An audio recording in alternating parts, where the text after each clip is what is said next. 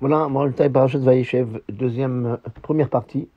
Alors, donc on poursuit les lois qu'on a fait pour Hanouka. Alors, il faut, a priori, faire attention de mettre les Nerot, les veilleuses de Hanouka, plus haut de 3 tfachim, c'est-à-dire plus haut que 23 cm du parterre de la maison. Et a priori, il faut le mettre pas plus haut que ce qu'on appelle en hébreu Asara Tfachim, c'est-à-dire 77 cm. Et si on les a mis plus haut, de 77 cm, toujours du parterre de la maison, pas du rez-de-chaussée, heureusement. Donc, s'il a mis plus haut que 77 cm, il est yotse, il est quand même acquitté. Donc, je rappelle, donc il faut mettre entre 23 cm et 77 cm. Mais par contre, s'il a fait plus haut, s'il a mis plus haut, il est quand même acquitté. Dans un cas de besoin, par exemple, celui qui veut mettre les Nerot Hanouka, les veilleuses de Hanouka, à la fenêtre de sa maison, mais le problème c'est que la hauteur de la fenêtre est plus que Asar Tfachim, plus que 77 cm. C'est-à-dire c'est pas une fenêtre qui va du parterre jusqu'au haut, c'est une fenêtre qui va partir de la moitié du parterre. Donc à ce moment-là, donc s'il va mettre à la fenêtre, il va être à plus de 77 cm. Ou bien par exemple quelqu'un qui a des enfants petits à la maison et qu'ils sont susceptibles de toucher les nérotes, les voyeuses, alors il a le droit, les khatrina, même a priori, de mettre les nérotes plus haut que Asrat Fahim, plus haut que 77 cm pour éviter un accident, éviter le feu. Faire attention à la taille, c'est quelque chose de très important. Pendant ces fêtes-là, à chaque fois il y a Yitzhara par rapport à la fête. Simchat Torah, c'est quand on danse avec les Sifrei Torah. Le problème, c'est quoi, le Yitzhara, il veut nous faire on danse, mais on risque de faire tomber le Sefer Torah parce que les gens, très souvent, ils envoient le Sefer Torah en l'air et après ils les récupèrent et ça, c'est très très dangereux. On n'a pas le droit de faire cela. Et chaque fête, il y a un problème. Pareil pour Hanouka. Hanouka, il faut faire attention de bien surveiller les enfants, comment ils allument, pas les envoyer, comme on a dit la dernière fois, les envoyer allumer tout seuls, mais surveiller les nérotes tant qu'ils sont allumés, parce que, combien de fois il y a eu des accidents, combien il y a eu de feux pendant Hanouka. On ne te demande pas de faire des choses qui sont impossibles, mais des choses que on dit non. Beaucoup de gens qui disent c'est les nérots de Hanouka, j'ai pas peur. Non, la halakha n'est pas comme ça. Il faut que tu fasses attention. Je vous demande de faire ishtadlout, de faire attention à tout ça.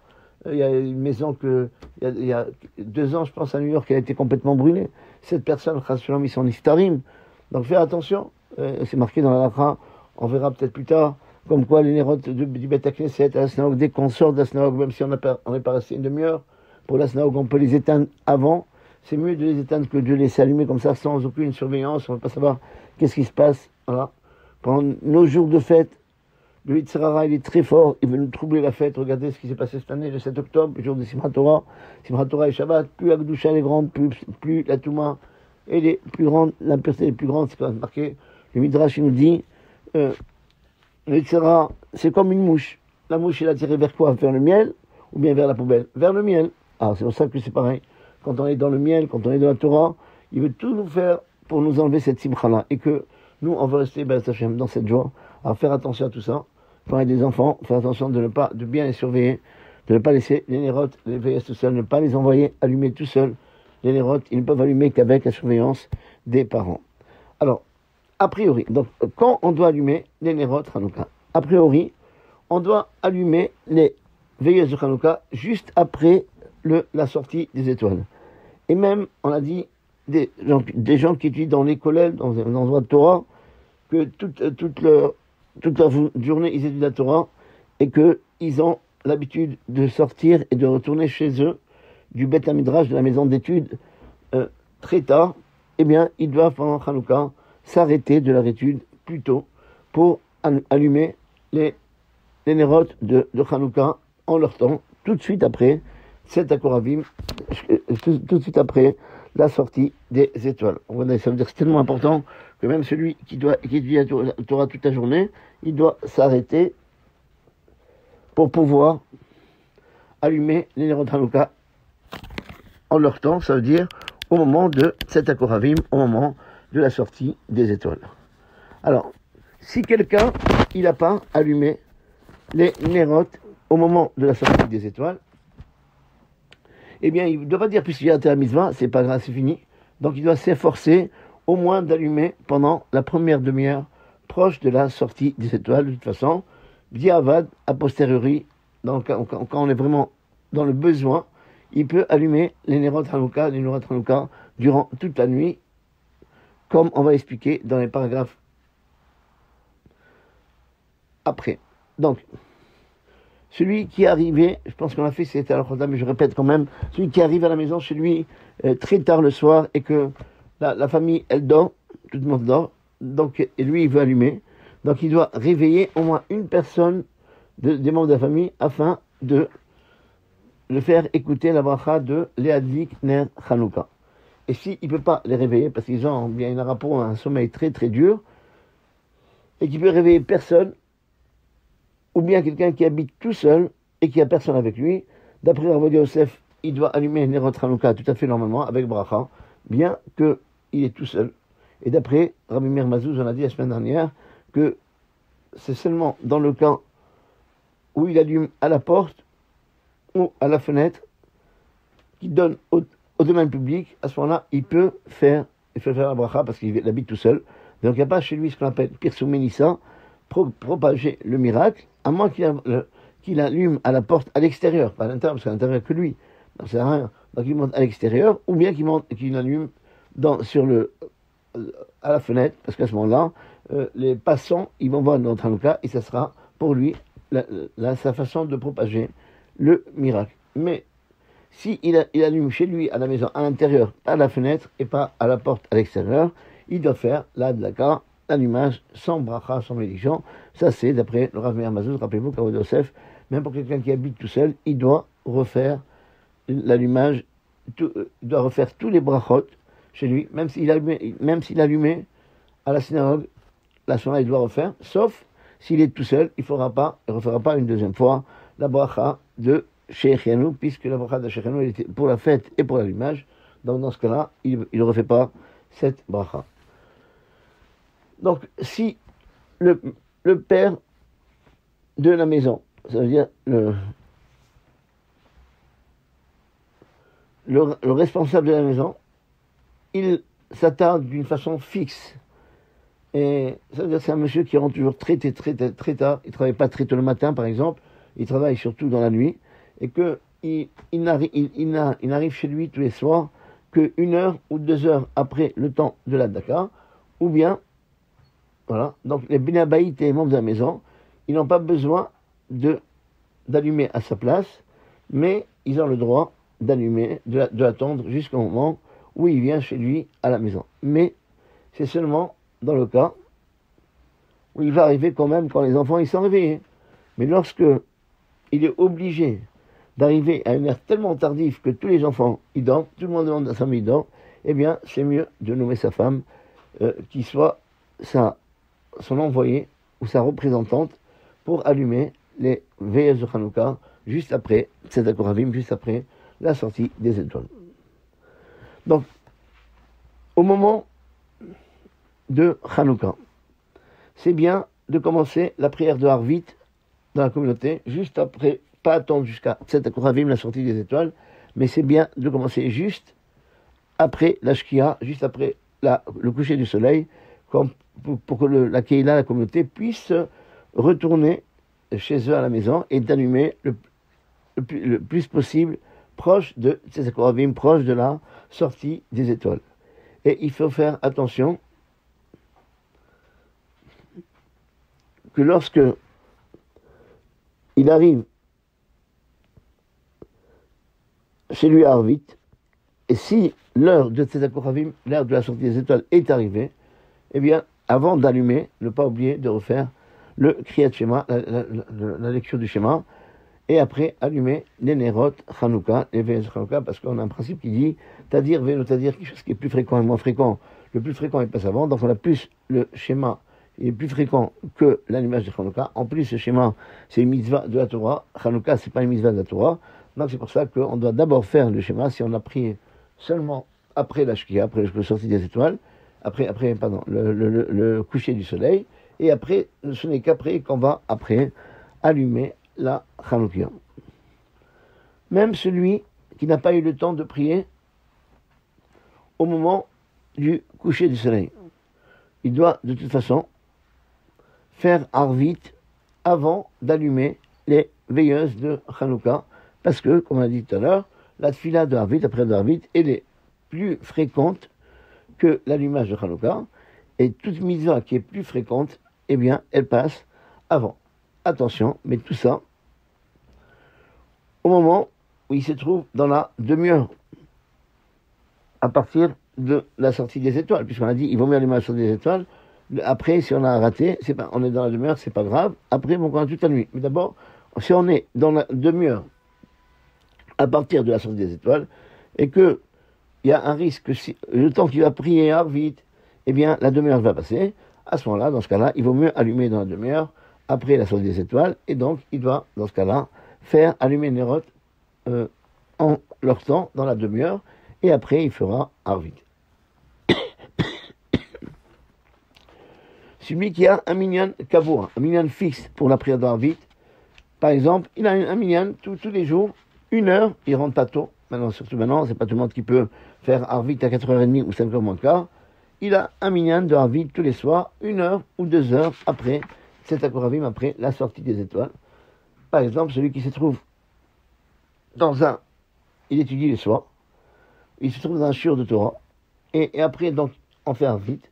Alors, il a le droit de prier dans ce minyan, même pendant Hanouka. Il n'est pas obligé, dans ce cas-là, de dévancer la prière de Arvit avant la Hadaka, avant l'allumage des veilleuses, parce que il a le principe de Tadir, c'est plus fréquent, le moins fréquent, le plus fréquent, il doit passer avant, puisque il a l'habitude de prier Arvit dans une heure fixe, eh bien, il se trouve que au moment de cet Akochavim, c'est comme s'il avait devant lui que la mitzvah de la Hadaka, il n'a pas la mitzvah d'Arvit, parce que il prie toujours, il ne veut pas changer, il veut toujours prier dans un minyan kavua, dans un minyan fixe. Il vaut mieux, prier entre parenthèses dans un minyan toujours fixe, le même minyan, ne pas changer comme ça, sans arrêt. Il faut toujours compris.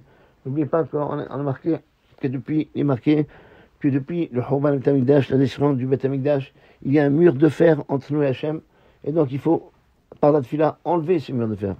Or, quand on va percer, si on perce chaque fois dans un endroit différent, eh bien, le mur, il va jamais tomber. Si on veut que le mur il tombe, il faut toujours percer au même endroit. Comme ça, il va tomber. Ah, c'est pareil. On doit prier d'abord toujours à la même synagogue, pas seulement à la même synagogue.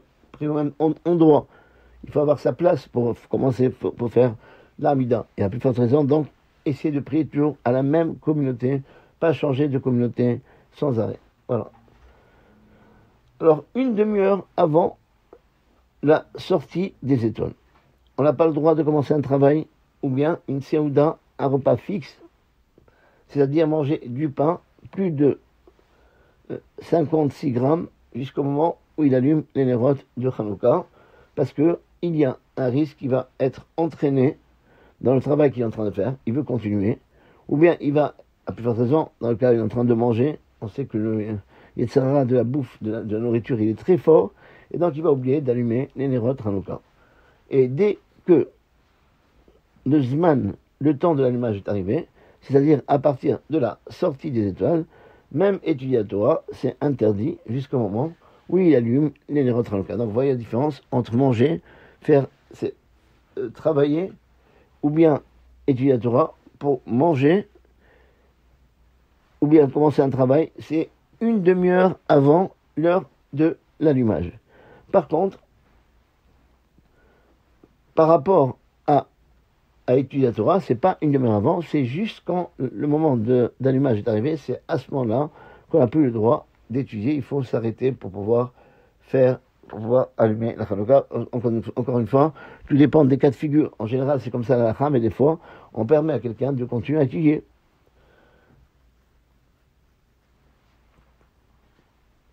Par contre, si on attend le chef de famille qui vient tard, et qui vient des fois 1 heure ou 2 heures après l'allumage, on peut permettre à la femme et les membres de la famille de manger avant l'adlaka, avant l'allumage, parce que le haïkar à mitzvah, l'essentiel de la mitzvah, elle ne porte pas sur eux, elle incombe au mari, qui est lui le chef de famille, et non pas sur eux. Et donc lui, il n'a pas le droit de manger, mais les autres membres de sa famille, ils ont le droit, et à peu forte raison qu'ils ont le droit d'étudier la Torah au moment où ils sont en train de l'attendre pour allumer les nérodes de Hanouka. Alors, maintenant on va parler des brachot, des bénédictions et la hadlaka et l'allumage. Il faut allumer les nérodes, les veilleuses de gauche à droite. C'est-à-dire, le premier soir, il dressera sa Hanoukia de telle façon que le nerf, la veilleuse qui se trouve à droite, le plus à droite de la Hanoukia. Pas à gauche, le plus à droite. Le deuxième soir, il mettra la veilleuse supplémentaire à gauche de la première veilleuse. Et ainsi, chaque soir, il doit mettre le nouveau nerf, la nouvelle veilleuse, de gauche à droite, par rapport à ce qu'il a allumé la veille, et chaque soir, il commence à allumer d'abord la veilleuse supplémentaire de ce soir-là, et après, il allumera donc les nérodes de gauche, comme ça, par conséquent, il allumera les nérodes, les veilleuses de gauche à droite. Donc je répète, le premier soir, il met dans sa Hanoukia, qui a 8 gobelets comme ça, il faut qu'il met de l'huile dans le gobelet qui est le plus à droite, et il allume. Et les autres soirs, il mettra toujours du côté gauche du nerf de la veilleuse de la veille, mais attention que l'allumage, il doit se faire d'abord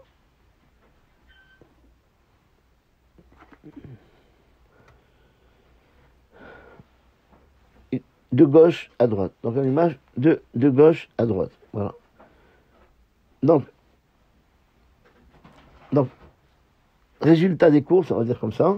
Le premier soir de Hanouka, il allume la veilleuse qui est le plus à droite, et le dernier soir, il allume d'abord la veilleuse qui est la plus à gauche de la Hanoukia. Tout ça, c'est a priori. Mais bien avant, si quelqu'un s'est trompé, il n'a pas fait dans cet ordre-là, il est quand même acquitté de l'allumage de la Hanouka. Le premier soir, on fait 3 bénédictions. Baruch Hashem Eloheinu haolam asher kideshanu b'mitzvotav v'tzivanu le'adlik ner Hanouka. Première bénédiction. Après, donc deuxième bénédiction, c'est pas pour l'allumage, mais ça concerne le nes qu'il y a eu. C'est mi she'asa nisim Baruch Hashem Eloheinu haolam. On n'a pas dans cette bracha-là la particule de Asher Kideshanu Bemitzvotav Vetzivanu. Cette particule, elle n'existe que dans la première bracha, parce que la bracha de la mitzvah, c'est la première. Les autres, c'est des brachot des bénédictions de louange. La partie de louange, ou bien de consommation de jouissance, comme par exemple le pain. Quand on mange le pain, on ne dit pas Asher Kideshanu Bemitzvotav Vetzivanu. Il n'y a pas une mitzvah de manger du pain. Dieu ne nous a jamais ordonné de manger du pain. C'est des brachot de jouissance. Il n'y a pas cette particule. La particule de Asher Kideshan ou Bemitzvotav Vetzivanu, c'est seulement dans le cas où on a une bracha avant une mitzvah, avant une bonne action. Comme par exemple ici, l'allumage de Hanouka. La première bénédiction, on dit Baruch Hashem, toi Hashem qui est source de bénédiction, toi qui es le maître du monde, Asher Kideshanu, tu nous as sanctifiés par tes commandements et tu nous as ordonné d'allumer Ner Hanouka. Donc ça c'est une bracha qui concerne la mitzvah. Donc on a la particule Asher Kideshanu B'mitzvotav Vetzivanu. Par contre, les 2 brachot qui restent pour le premier soir, donc chez Hassan Nissim.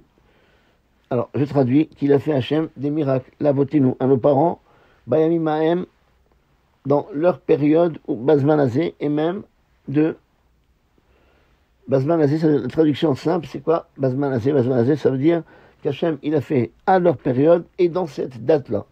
C'est-à-dire, Bazman Azé, ça veut dire c'est le 25 qui se lève. Voilà, c'est ça qui veut dire Bazman Azé. Certains expliquent que Dieu il a fait des miracles, Bayamim Mahem, à l'époque de Hanouka, mais même aujourd'hui, chaque jour qu'on lui fait des miracles. Mais le pshat de cette bracha, c'est que Hachem nous a fait des miracles, Bayamim Mahem, à leur période, à l'époque de Shushan, de Mordechai, etc. Mais Bazman Azé, ça veut dire à cette même date. Troisième bénédiction qu'on fait le premier jour, Shechianu Vekiyamanu Hashem, il nous a fait vivre, il nous a conservé, il nous a fait atteindre la Zemanazé, ce temps-là. Voilà. Donc c'est les trois brachot. Rappelez-vous, les brachot, il n'y a que la première qui a Asher Kideshanu, Bemizvotav Vetzivanu. Et deux brachot, Shasanissim, la voiture. Et comme c'est une mitzvah qui arrive une fois dans l'année, donc le premier soir, on rajoute la bracha de Shechianu. À partir du deuxième soir, on ne fait que deux brachot, les adlik ner shel Hanouka et sheasa nissim. Que ce soit le premier soir. Donc, rappelez-vous, premier soir, 3 bénédictions. Deuxième soir, et au-delà, on a 2 bénédictions. Que ce soit le premier soir ou les autres soirs, faire attention de terminer toutes les bénédictions et après, et ce n'est qu'après de commencer l'allumage de la Hanoukia. Lorsqu'il a terminé d'allumer le ner Rishon, la première veilleuse, comme ça qu'on procède, on fait la bracha, on fait tous les 3 brachot. Attention, pas que la première bracha, il y a beaucoup de gens qui font que la première bracha, et après ils allument, et après ils récitent les autres bénédictions. Il y a d'autres que c'est pire, qu'ils allument, et ils font la bracha, après en faisant la bénédiction, ils allument, mais ça c'est pas du tout bien, parce que quand on fait une bénédiction, on doit être très bien concentré, et donc on ne peut pas en même temps allumer, rappelez-vous, pas pour une bracha, mais même pour le Hallel, quand on a le loulav en main pendant ce côté, et on fait les balancements dans toutes les directions. Quand on arrive au nom de Hachem, qui n'est même pas une bracha, c'est seulement un verset, eh bien on s'arrête, on ne bouge pas, on n'agite pas le loulav quand on dit Hachem. Alors, Kalva Homer, rappelons-nous dans le cas où c'est une bénédiction qu'on doit être entièrement très très concentré.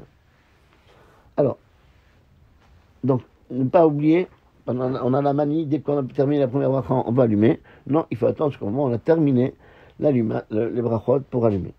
Après qu'il a terminé d'allumer que le premier ner, que la première veilleuse, alors il dira Anerot Alanou, voilà les bougies que nous allumons, etc.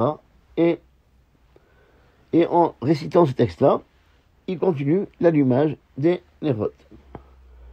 Et si pour lui c'est difficile, c'est quelqu'un qui ne connaît pas bien le texte, ou bien c'est quelqu'un qui vient de faire tchouva, et c'est difficile pour lui de dire et allumer en même temps, alors il peut dire Anerot Alalou, après qu'il a terminé d'allumer tous les nerot. Mais a priori, il vaut mieux dire Anerot Alalou quand on continue l'allumage. Et pourquoi ? Parce que dans la traduction des mots Anerot Alalou, Anou Madikim, ces veilleuses, on les allume. Anou Madikim, ça veut dire on est en train de les allumer. Ok, donc si tu as fini, tu peux pas dire Anou Madikim. J'aurais dû dire Anerot Alalou, Sheid Laknou, qu'on a déjà allumé. Or là, c'est marqué Anou Madikim, que nous allumons. Donc c'est-à-dire on continue l'allumage. C'est de ça que vient la coutume, d'ailleurs, entre parenthèses, que le premier soir, on allume le shamash après. C'est pas le shamash, on commence pas par lui. C'est à la fin qu'on allume pour nous les Sfaradim. D'ailleurs, on a en général une Hanouka à l'huile et qu'on n'utilise pas le shamash pour allumer les autres. Nous, on allume le shamash, on allume parce que, voilà, le premier jour, il y a combien ? On a 2 nérotes. On a la veilleuse obligatoire de la journée, plus le shamash. Et si il allume le shamash au début et après il fait les brachot, et après les brachot il allume les veilleuses, alors premier soir il va dire un erot alanou, c'est voilà les veilleuses que nous allumons, c'est pas que nous allumons, qu'on a allumé, mais on dit quand même premier soir on m'a dit qui, donc c'est une preuve que le shamash on allume en dernier, et c'est mieux de faire comme ça, mais c'est pas grave, celui qui a l'habitude de faire autrement, il peut faire autrement, puisque même dans le cas où il s'est trompé, il n'a pas suivi l'ordre de la Hanoukia, comme on a dit tout à l'heure, il n'a pas allumé de gauche à droite, mais il a allumé de droite à gauche, il est quand même il est quand même acquitté de la mitzvah.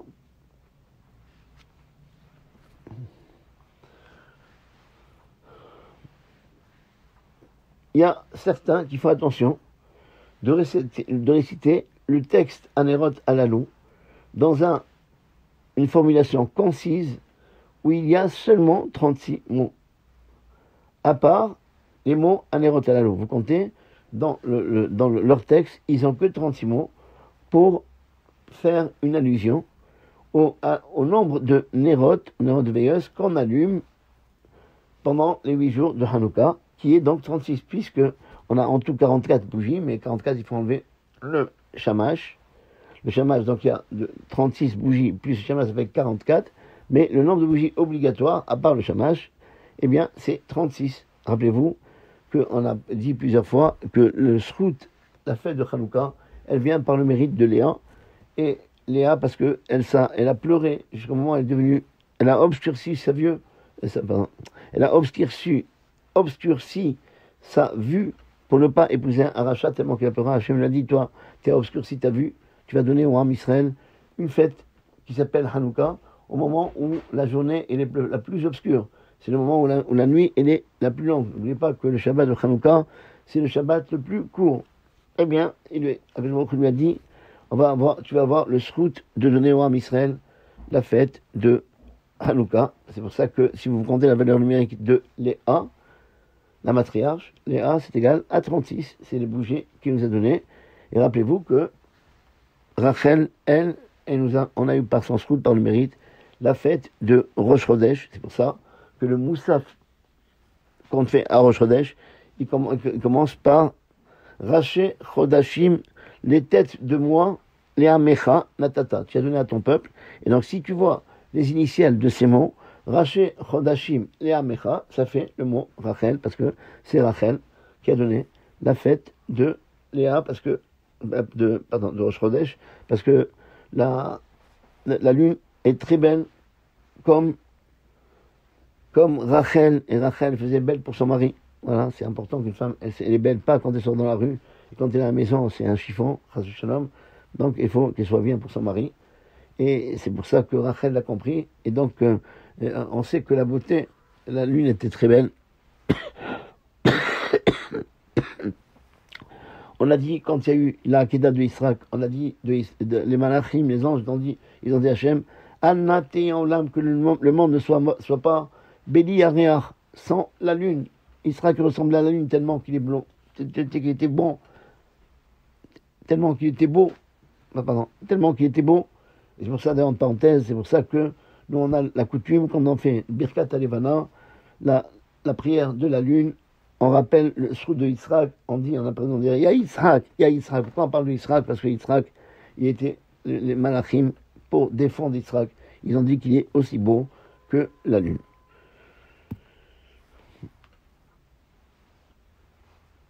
Néanmoins, le minag le plus répandu, c'est de dire la formulation qui se trouve dans nos sidurim, dans nos livres, où il y a non pas 36 mots, mais il y a 51 mots.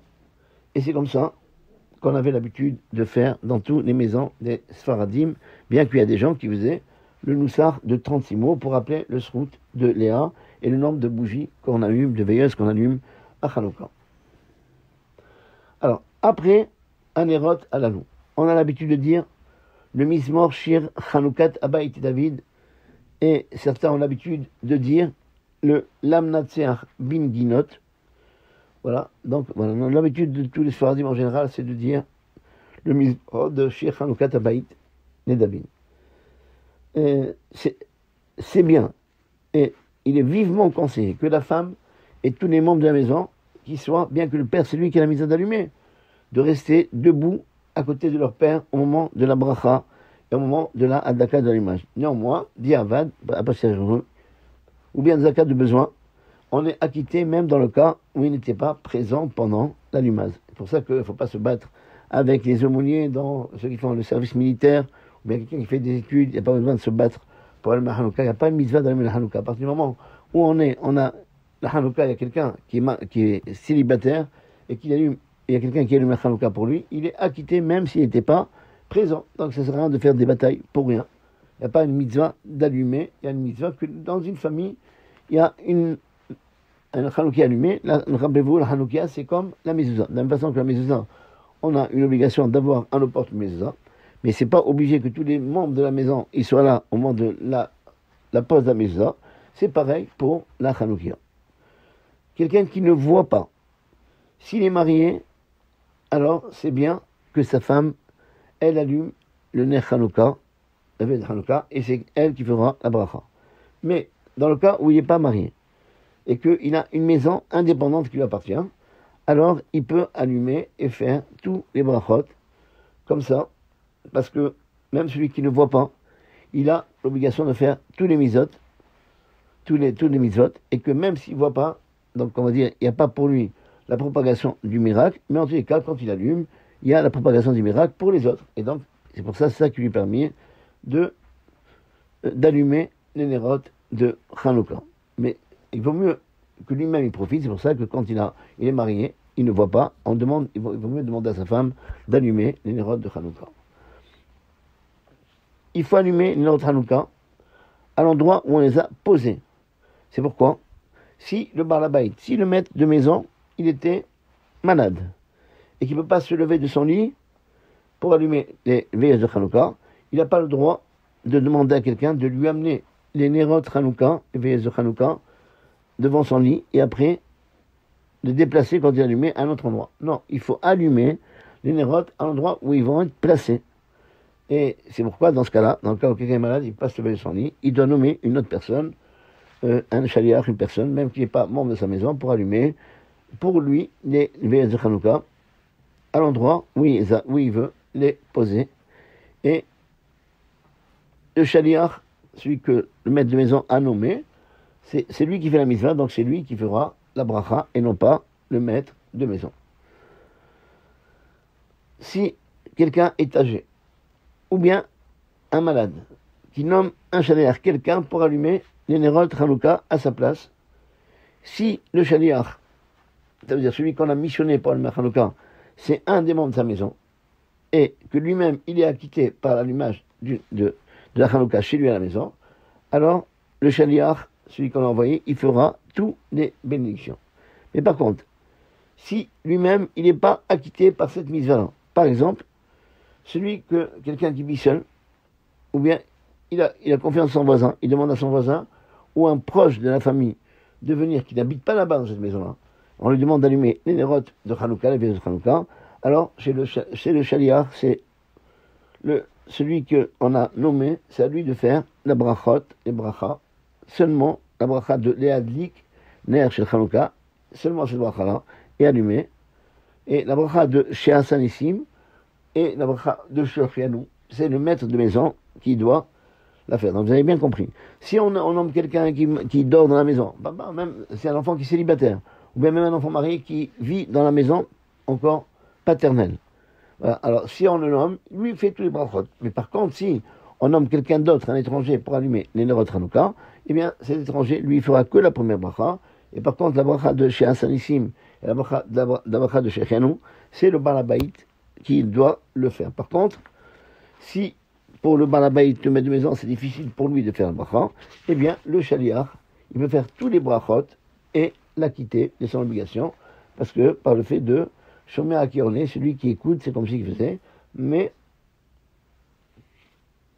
si le maître, tout ça dans le cas, le maître de maison, il est présent, il va écouter les brachot, mais si le maître de maison n'est pas là-bas, le chaliach, l'envoyé ne peut pas faire la bracha de chez Hasanissim et le premier soir aussi chez Shechianu, il peut faire que la bracha de Léadlik.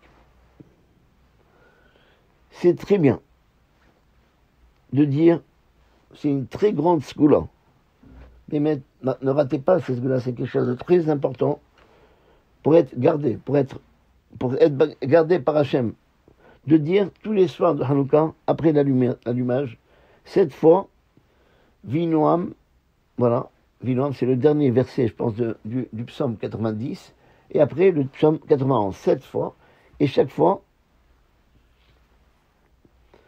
quand il termine le Mizmor 91, il répète une autre fois le dernier verset, Orech Yamim Asbeahu, Ve'areu Bishwati, le dernier verset. Donc, comme on fait d'ailleurs samedi soir, parce que ce shir-là, rappelez-vous, le 91, c'est un psaume très fort, c'est pour enlever tous les dégâts qu'on peut faire, aussi bien matériellement, aussi spirituellement. C'est pour ça que dans l'habitude, pendant la Brit Mila, on lit Yosef Beseteranion, la nomination d'une fille aussi, on a nous l'habitude de faire Yosef Beseteranion, quand on accompagne quelqu'un à sa dernière demeure, où il y a des malachim Chabala, des anges endommageurs qui veulent lui faire des problèmes, on récite ce mizmor-là. C'est un mizmor très très fort, un psaume très très fort, que dès qu'on a un problème, c'est bien de le lire, c'est le psaume 91, avec le dernier verset du psaume 90.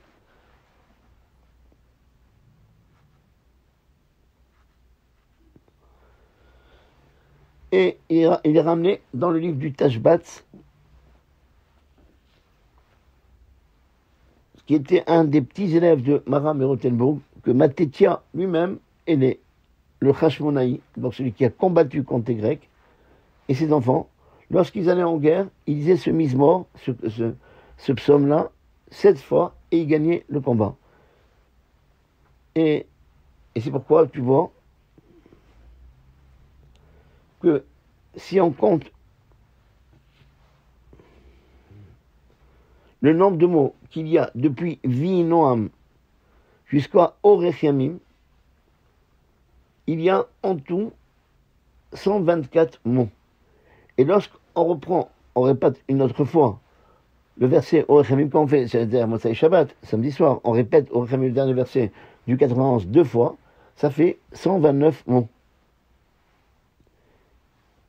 Et comme cette kriya, cette lecture est considérée comme une seule, donc ça nous donne 130 mots, qui est donc la gematria, la numérique des Akohanim, les Kohen, et c'est un remez, c'est une allusion du combat de Mattatya et ses enfants Kohanim.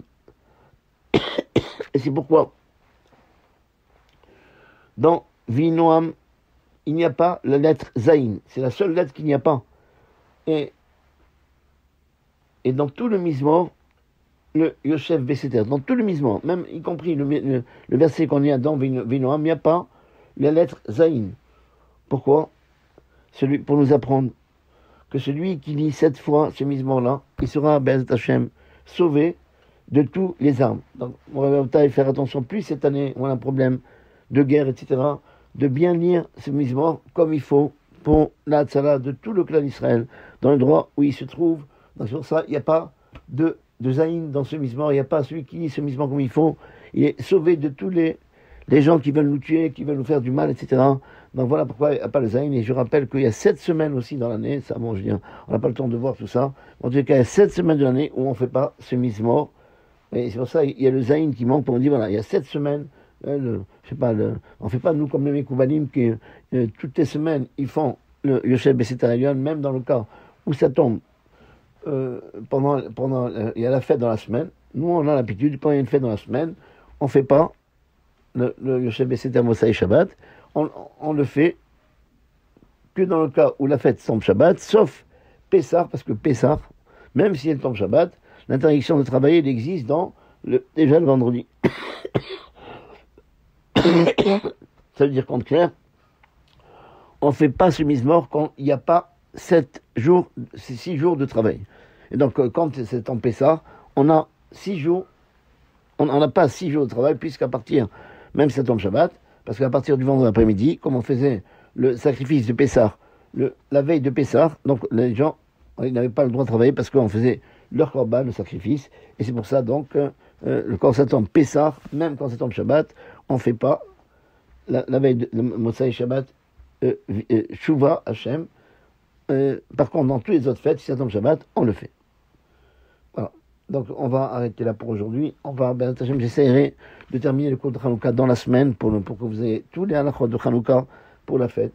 Shabbat Shalom et une bonne fête de Hanouka pour chacun de nous et que vous aurez le srout, le mérite, comme on dit, à la fin de la limaz, Hachem Elohai, Leona Odeka, Hachem, qu'on puisse toujours te remercier. Amen, Kiniratsan.